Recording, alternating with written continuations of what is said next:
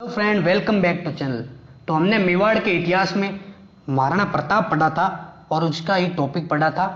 और पिछली क्लास में हमने ये पढ़ा था कि महाराणा प्रताप ने कुंभलगढ़ से अपने प्रारंभिक जीवन का शासक प्रारंभ किया। उनका शासन कुंभलगढ़ से प्रारंभ होता है और जब महाराणा उदय सिंह की मृत्यु होती है तो महाराणा उदय सिंह के अंतिम संस्कार में महाराणा प्रताप शामिल होते हैं और उनके छोटे भाई शक्ति सिंह शामिल होते हैं और जगमाल शामिल नहीं होते हैं, क्योंकि उदय सिंह ने उत्तराधिकारी जगमाल को घोषित कर रखा था। और राजपूताना में ये प्रथा है कि जो उत्तराधिकारी होता है वो अंतिम संस्कार में शामिल नहीं होता है। अब महाराणा प्रताप के नाना अंतिम संस्कार में शामिल थे, जिनका नाम अखीराज सोनगरा था। महाराणा प्रताप की पत्नी आजमदेव के पिता रामरख पंवार और ग्वालियर के एक शासक थे जिसका नाम राम सिंह तंवर था, और एक सेनापति थे जिसका नाम कृष्णदास चूंडावत था।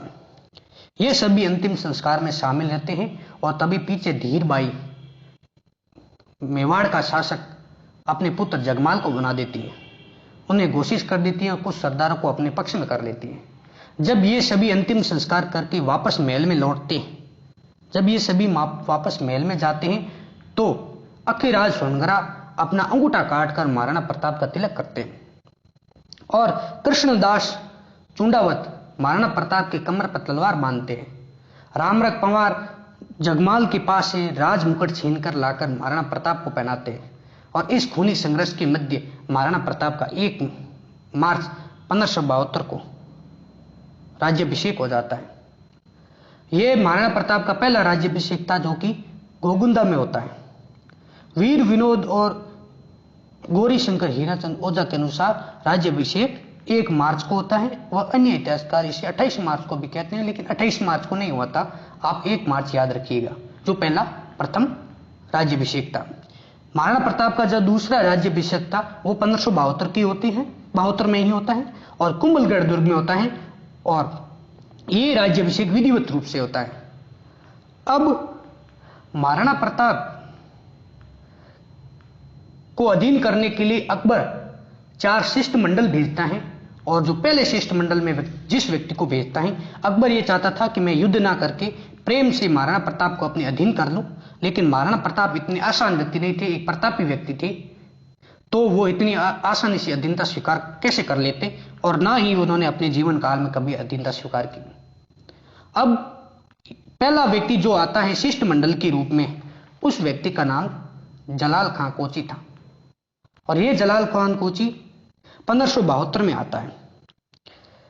इसके बाद में जो दूसरे शिष्टमंडल के रूप में व्यक्ति आते हैं वो मिर्जा राजा मानसिंह होते हैं और 1573 में आते हैं। जो तीसरे व्यक्ति आते हैं वो राजा भगवंत दास होते हैं, जो कि मिर्जा राजा मानसिंह के पिता होते हैं, वो भी 1573 में आते हैं। चौथे व्यक्ति टोडरमल आते हैं और वो भी 1573 में आते हैं। आप याद रखने के लिए ये ट्रिक अपना सकते हैं कि एक व्यक्ति जो कि पहला व्यक्ति था वो 1572 में आता है और बाकी सभी व्यक्ति, तीनों व्यक्ति 1573 में आते हैं। अब इन सभी शिष्टमंडलों के बाद भी महाराणा प्रताप अधीनता स्वीकार करने से मना कर देते हैं। और इसके बाद में जब अकबर इन शिष्टमंडलों में सफल नहीं होता है तो युद्ध की योजना बनाता है, और जिस युद्ध को हम हल्दी घाटी का युद्ध कहते हैं। आज इस भाग में हम महाराणा प्रताप द्वारा लड़े गए हल्दी घाटी युद्ध के बारे में जानेंगे। उन्होंने किस तरह से युद्ध लड़ा, किस तरह से अपने शौर्य का परिचय दिया, किस तरह से अकबर महाराणा प्रताप के विरुद्ध युद्ध की रणनीति बनाता है और रूपरेखा बनाता है। तो देखते हैं, सुनिएगा किस तरह से वो रूपरेखा बनाता है। तो वो क्या करता है कि अकबर के दुर्ग में, ये अकबर का दुर्ग कहां पर है, तो अकबर का दुर्ग सुनिएगा, अकबर के दुर्ग में योजना बनाता है, रूपरेखा बनाता है। और इस दुर्ग को अन्य नाम दौलत खाना, और जो कि अजमेर में है मैगनीज दुर्ग भी कहते हैं, मैगजीन दुर्ग भी कहते हैं, ये इसके अन्य नाम है। इस दुर्ग में अकबर योजना बनाता है और इस योजना के तहत वो मिर्जा राजा मानसिंह को सेनापति बनाता है और जो कमांडर बनाता है वो आसफ खां को बनाता है। और ये आसफ खान कौन था? आसफ खान, सुनिएगा, ये आसफ खान कौन था?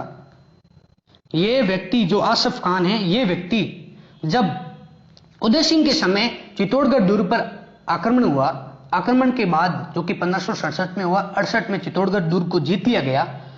चित्तौड़गढ़ दुर्ग को जीतने के बाद अकबर ने इस व्यक्ति को वहां का किलेदार बनाया, आसफ खां को वहां का किलेदार बनाया। इस व्यक्ति को इस युद्ध में महाराणा प्रताप के विरुद्ध कमांडर बनाया जाता है और इन दोनों को महाराणा प्रताप से युद्ध लड़ने के लिए भेज दिया जाता है और इस तरह राजपुताना यानी मेवाड़ की धरती पर घनघोर युद्ध होता है। यह युद्ध हल्दी घाटी का युद्ध कहलाया। इस युद्ध के बारे में अगर मैं बात करूं, इस युद्ध की डेट की कि यह युद्ध किस तारीख को हुआ, किस दिन हुआ, तो हल्दी घाटी के युद्ध की अगर मैं बात करूं तो इसमें आपको 2 डेट देखने को मिलेगी। सुनिएगा, आपको 2 डेट मिलेगी। पहली डेट आपको 2 मिलेगी डेट, ध्यान से सुनिएगा। पहली डेट आपको 18 जून 1576 मिलेगी। यह डेट जो 18 जून की डेट है, यह डेट राजस्थान के जितने भी इतिहासकार हैं वो सभी मानते हैं। जितने भी इतिहासकार हुए वो सभी इस डेट को मानते हैं, लेकिन गोपीनाथ शर्मा 21 जून को ये मानते हैं कि इस दिन युद्ध हुआ था। गोपीनाथ शर्मा ये मानते हैं कि 18 जून को अकबर और जो सेनापति मिर्जा राजा मानसिंह के नेतृत्व में मुगल सेना आई थी, उसका नेतृत्व मानसिंह कर रहे थे और मानसिंह और महाराणा प्रताप की सेना आमने सामने 18 जून को हुई, लेकिन उनके मध्य युद्ध 21 जून को हुआ। इसके पीछे गोपीनाथ यही तर्क देते हैं कि इन 21 जून को युद्ध हुआ था, लेकिन ज्यादातर इतिहासकार 18 जून को युद्ध मानते हैं। और यह युद्ध हल्दी घाटी का युद्ध, यह हल्दी घाटी का जो मैदान है, यह हल्दी घाटी का मैदान खमनोर तहसील राजसमंद में, खमनोर तहसील राजसमंद में है और जिस नदी के किनारे है उस नदी का नाम बनास नदी है। और इसी के पास में जो रक्त तलाई, एक दूध तलाई है, दूध तलाई उदयपुर में है और जो रक्त तलाई है वो इसी खमनोर में राजसमंद में है। खमनोर राजसमंद और बनास नदी के तट पर है। रक्त तलाई क्या होती है, तो बनास नदी का जो कांटेदार मार्ग है वो रक्त तलाई है और ये कहां पर है, खमनोर राजसमंद में। अगर मैं बात करूं हल्दी घाटी के युद्ध की उपनामों की कि इन्हें और किन किन नामों से जाना जाता है, तो हल्दी घाटी के युद्ध को मेवाड़ का थर्मोपोली कहा जाता है और ये उप संज्ञा कौन देते हैं, कर्नल जेम्स टॉड देते हैं। थर्मोपोली यूनान की एक रणभूमि थी और उसमें भी एक भीषण युद्ध हुआ था, उसकी संज्ञा कर्नल जेम्स टॉड इस युद्ध को देते हैं। और इसमें एक उपाधि और है, गोगुंदा की उपाधि, गोगुंदा का युद्ध। यह युद्ध, इस युद्ध की उपाधि कौन देते हैं, तो बदायूं देते हैं। खमनोर का युद्ध कहते हैं, अबुल फजल कहते हैं खमनोर का युद्ध, इस युद्ध को खमनोर का युद्ध ये अबुल फजल कहते हैं। अब जो एक पुस्तक है जिसका नाम मुतख्वाब,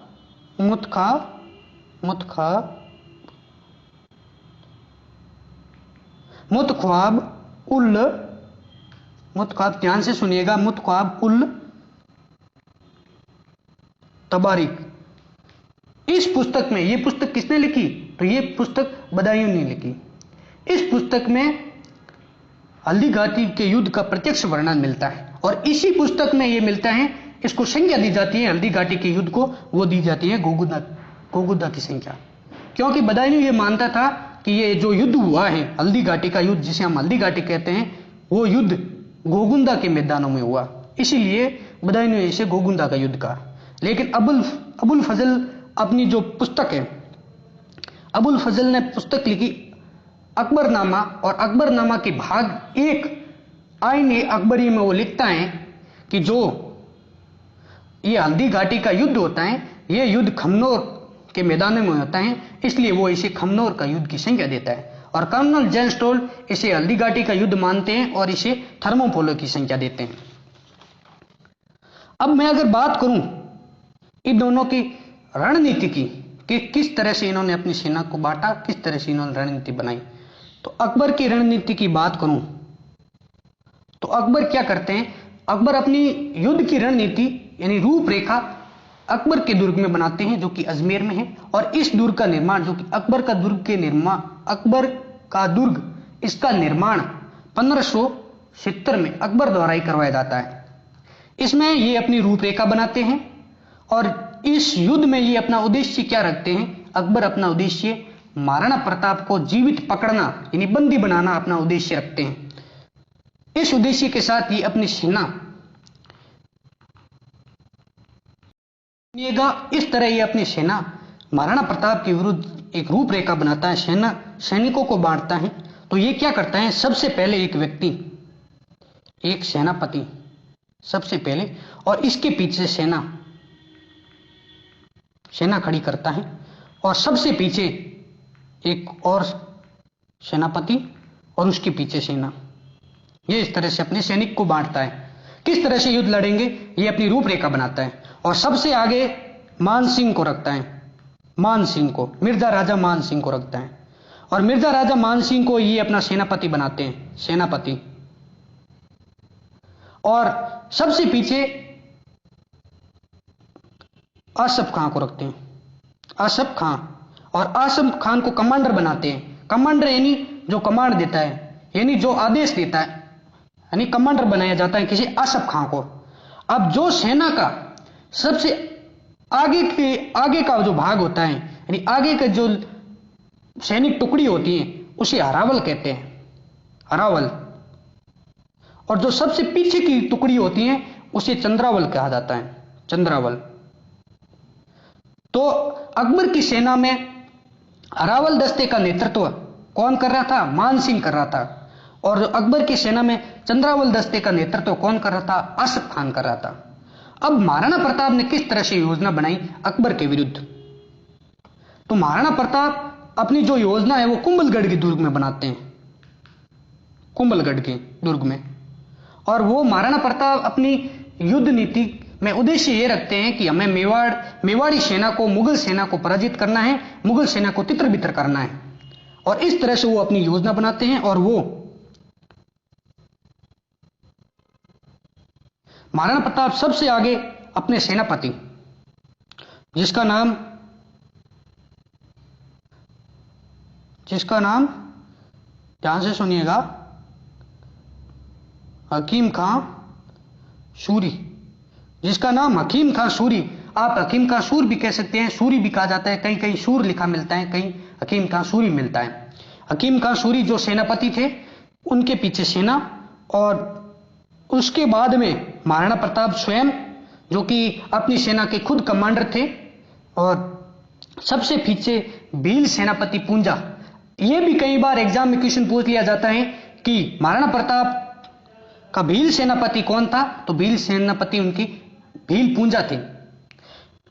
और महाराणा प्रताप की सेना में ये इस तरह से, यहां पे महाराणा प्रताप हैं और सबसे पीछे पूंजा भील हैं। अब जो सबसे आगे वाला दस्ता होता है, सैनिक दस्ता, उसे हरावल कहा जाता है। तो महाराणा प्रताप की सेना में हरावल का नेतृत्व कौन कर रहे थे, तो हरावल के नेतृत्व हकीम खां सूरी कर रहे थे। और जो सबसे पीछे का दस्ता होता है उसे चंद्रावल कहा जाता है। और महाराणा प्रताप की सेना में चंद्रावल का नेतृत्व पूंजा भील कर रहे थे। और जो हरावल और चंद्रावल के बीच का एक दस्ता और बना दिया जाता है, 3 दस्ते बनाए, अगर उनके जो बीच का दस्ता होगा उसे ढोलना कहा जाता है, ढोलना। और ढोलने का नेतृत्व कौन कर रहे थे, महाराणा प्रताप स्वयं कर रहे थे। जो मध्य का होता है उसे ढोलना कहा जाता है। अब महाराणा प्रताप के पास क्या क्या था, तो महाराणा प्रताप के 2 हाथी थे, जिसमें से एक का नाम राम प्रसाद था, एक का नाम राम प्रसाद को जब युद्ध लड़ा गया तो युद्ध में बंदी बनाकर आगरा अकबर की सेवा के लिए ले जाया जाता है और वहां पर इसका नाम पीर प्रसाद रख दिया जाता है। पीर प्रसाद, इसका नाम बदलकर पीर प्रसाद रख दिया जाता है। यह युद्ध में इसे बंदी बना लिया जाता है। और दूसरे का नाम था लूणा। यह महाराणा प्रताप की हाथियों का नाम है। एक का नाम राम प्रसाद और दूसरे का नाम लूणा। और महाराणा प्रताप का घोड़ा था जिसका नाम चेतक। चेतक इस यहां से कई बार क्वेश्चन आ जाता है कि महाराणा प्रताप के हाथियों के नाम बताओ, तो उसमें बहुत से लड़के गलत कर जाते हैं। वो मर्दाना हाथी या कुछ अन्य ऑप्शन चूज कर लेते हैं। तो आपको ये नाम याद रखने हैं कि महाराणा प्रताप के हाथियों के नाम क्या थे। एक का नाम रामप्रसाद और दूसरे का नाम लूणा, और जो घोड़ा था उसका नाम था चेतक। मिर्जा राजा मानसिंह के पास क्या था? तो मिर्जा राजा मानसिंह के पास जिस पे वो सवार होके आया उसका हाथी जिसका नाम मर्दाना हाथी था, जिसका नाम मर्दाना हाथी। और कवि राजा सामदास दजवाड़िया के अनुसार, कवि राजा सामदास दजवाड़िया कहते हैं कि जो अकबर की सेना और प्रताप की सेना का जो अनुपात था, महाराणा प्रताप की सेना का जो अनुपात था वो 4:1 था। यानी कि महाराणा प्रताप की सेना से 4 गुना सेना किसके पास थी? अकबर के पास थी, और उसका नेतृत्व मानसिंह कर रहे थे। यहां कहा गया है कि 80,000 लगभग सैनिक महाराणा प्रताप के थे और 3,20,000 सैनिक अकबर के पास थे, यानी मानसिंह के नेतृत्व में थे। अब अकबर ये योजना बनाकर, मेघदूत में ये योजना बनाकर मिर्जा राजा मानसिंह को सेनापति बनाकर युद्ध करने के लिए भेज देते हैं। और मिर्जा राजा मानसिंह अपना पहला शिविर, अपना पहला डेरा कहां डालते हैं? तो मांडलगढ़ में डालते हैं। मांडलगढ़, यहां अपना पहला मांडलगढ़ दुर्ग में अपना पहला शिविर लगाते हैं। और यहीं पर, क्योंकि मानसिंह जानते हैं कि जो हमारे मुगल सैनिक हैं वो सैनिक मैदानी भागों में युद्ध लड़े हुए हैं और उन्हें पहाड़ी भागों में युद्ध लड़ने में दक्ष नहीं है, और महाराणा प्रताप की जो सेना है वो पहाड़ी भागों में युद्ध लड़ने के लिए दक्ष है। और जो मेवाड़ का एरिया है, मेवाड़ का इलाका पहाड़ी इलाका है, तो इस युद्ध में हमें शिकस्त ना मिले, इसलिए वो क्या करते हैं, 21 दिनों की यहाँ पे ट्रेनिंग देते हैं, 21 दिनों का प्रशिक्षण देते हैं अपनी सेना को। और यहां जब 21 दिन का प्रशिक्षण पूर्ण होता है तो उसके बाद मानसिंह हल्दी घाटी से पूर्व अपना अंतिम शिविर मोलेला गांव में डालते हैं। मोलेला गांव में। और आप मुझे कमेंट में जरूर बताइएगा कि मोलेला गांव राजसमंद क्यों प्रसिद्ध है। और हम इस वीडियो में आगे बढ़ते हैं। तो मोलेला गांव राजसमंद वो अंतिम शिविर डालता है। अब महाराणा प्रताप क्या करते हैं? महाराणा प्रताप ने योजना बनाई कि हम अब पहाड़ी इलाकों में युद्ध ना लड़के मैदानी भागों में युद्ध लड़ेंगे। और वो अपनी सेना को कुंभलगढ़ से एक स्थान है, कुंभलगढ़ से निकलकर वो एक गांव आता है जिसका नाम लोसिंग गांव। इस गांव जो कि राजसमंद में है, इस गांव में अपनी सेना का पहला शिविर डालते हैं। और ये पहला भी है, उनका अंतिम शिविर भी है। और इसके बाद में दोनों सेनाएं आमने सामने हो जाती हैं और हल्दी घाटी के मैदान में आमने सामने हो जाती हैं। और जब ये आमने सामने होती हैं तो उस दिन वो तारीख थी 18 जून। और 18 जून आमने सामने होने की तिथि पे कोई कंफ्यूजन नहीं है। आमने सामने होने की तिथि पे सभी मतलब जितने भी राजस्थान के इतिहासकार हुए सभी वो यही मानते हैं। लेकिन जो गोपीनाथ शर्मा है वो भी 18 जून को मानते हैं।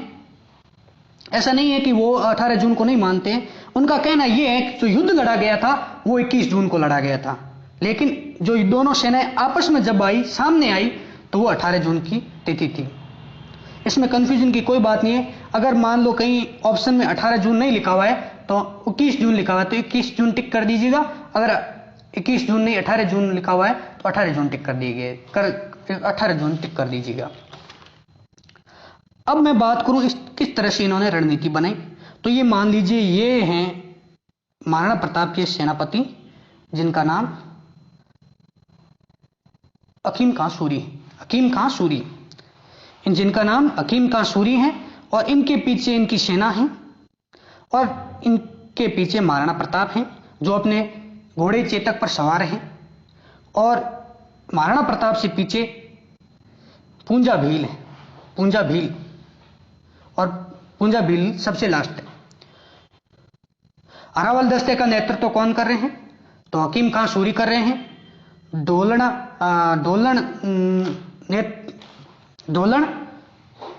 दस्ते का नेतृत्व महाराणा प्रताप स्वयं कर रहे हैं, और चंद्रावल दस्ते का नेतृत्व पूंजा भील कर रहे हैं।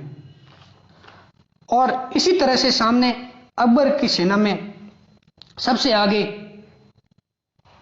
मिर्जा राजा मानसिंह होते हैं, जो कि अरावल दस्ते का नेतृत्व करते हैं और अपने हाथी पर सवार होते हैं, और उनकी सेना के पीछे आसफ खां होता है, और जो कि चंद्रावल दस्ते का नेतृत्व करता है। अब महाराणा प्रताप की सहायता करने के लिए कौन कौन व्यक्ति आए? तो महाराणा प्रताप की सहायता करने के लिए एक तो आए राम सिंह तंवर, और एक रामरख पंवार। राम सिंह तंवर ग्वालियर के शासक थे, और रामरख पंवार महाराणा प्रताप के ससुर थे, और एक सेनापति जिनका नाम कृष्णदास चूड़ावत था, चूंडावत, जो कि महाराणा प्रताप की कमर पर तलवार बांधते हैं उनकी प्रथम राज्याभिषेक के समय। और एक झाला बींदा महाराणा प्रताप का युद्ध के अंतिम समय में मुकुट धारण करेंगे और वीर गति को प्राप्त हो जाएंगे। और अखीराज सोनगरा, जो कि महाराणा प्रताप के नाना श्री थे। 8 बजे दोनों सेनाएं आमने सामने आती हैं, और इनके मध्य शंख फूंक दिया जाता है। दोनों के मध्य युद्ध के लिए अब दोनों सेनाएं तैयार हैं, और आसफ खान ने इस युद्ध को जिहाद की संज्ञा देने की कोशिश की।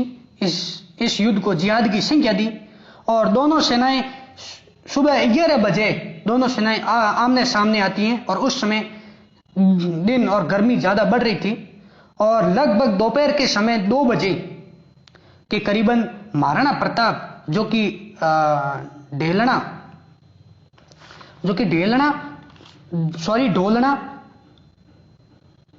ढोलना समूह का नेतृत्व कर रहे थे, वो मुगल सेना को चीरते हुए आगे बढ़ते हैं और मानसिंह के पास पहुंच जाते हैं। और मानसिंह अपने मर्दाना हाथी पर सवार था।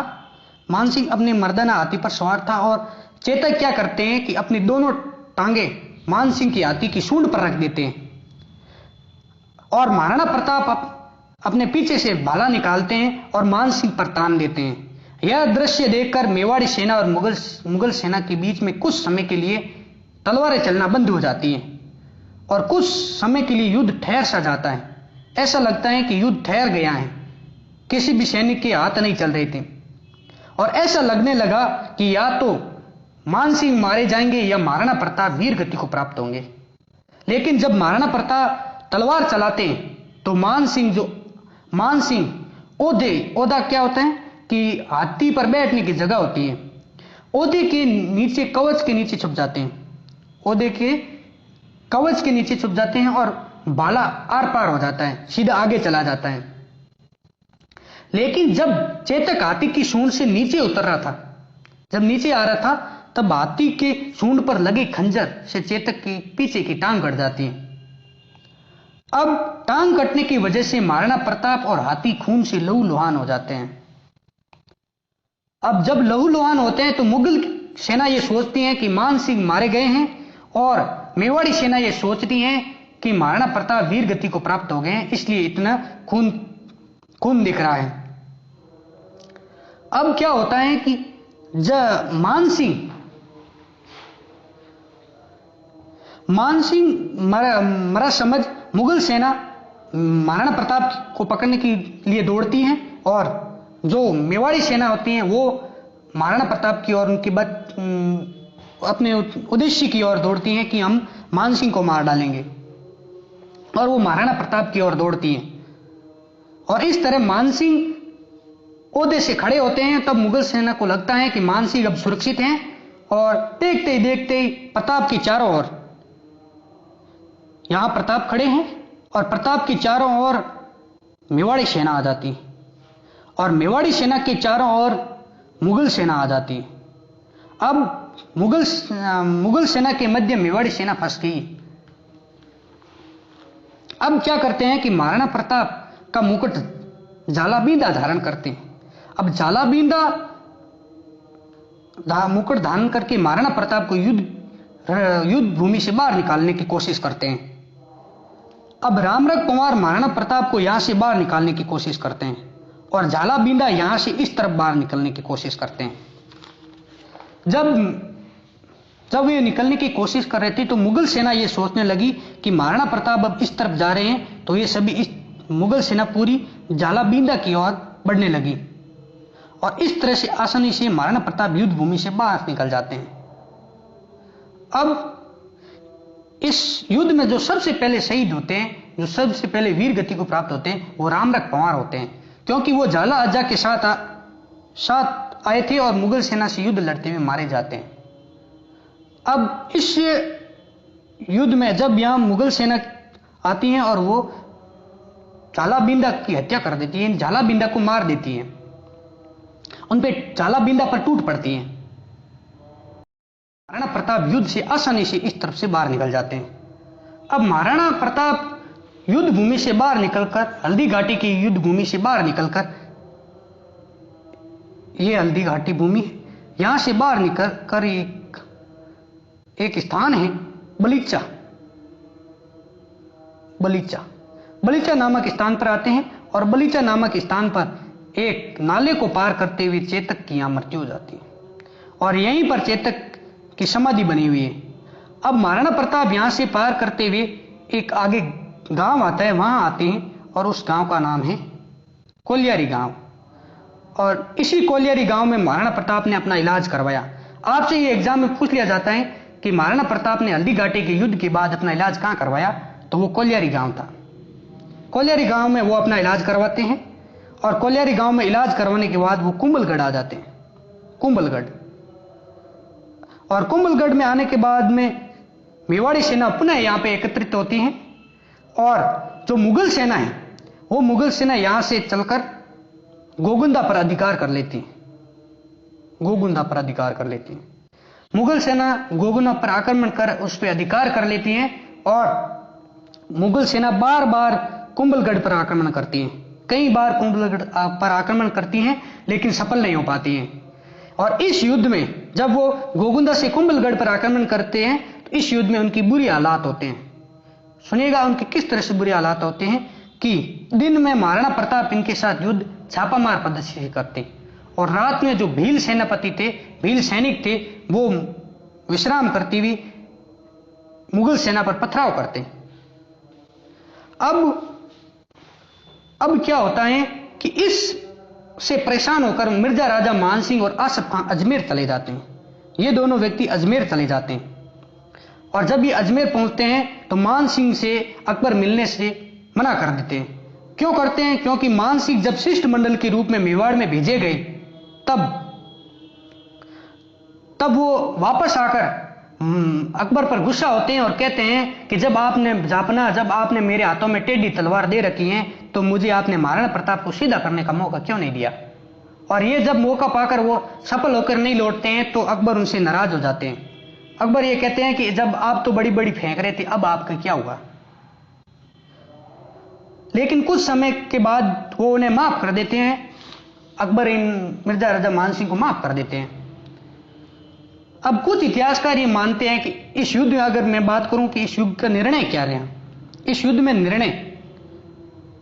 का निर्णय, अगर निर्णय की बात करूं तो कुछ इतिहासकार ये मानते हैं कि इस युद्ध में, और वो इतिहासकार कौन से, मेवाड़ के इतिहासकार, जितने मेवाड़ी इतिहासकार हुए वो ये मानते हैं कि इस युद्ध में महाराणा प्रताप की विजय हुई।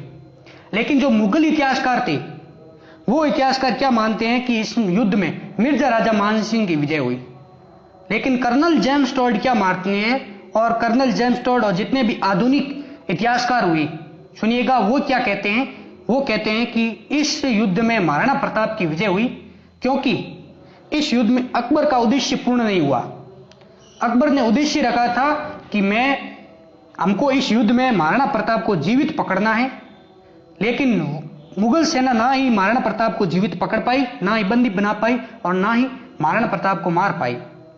इसलिए मुगल सेना का उद्देश्य पूर्ण नहीं हुआ और इस युद्ध में महाराणा प्रताप की विजय मानी जाती है। तो इसी तरह और इसमें एक बात एक और है, सुनिएगा कि इस युद्ध में एक व्यक्ति था जिसका नाम नेत्र खां था, और नेत्र खां ने आवाज लगाई कि महाराणा माफ कीजिएगा, जहांपना अकबर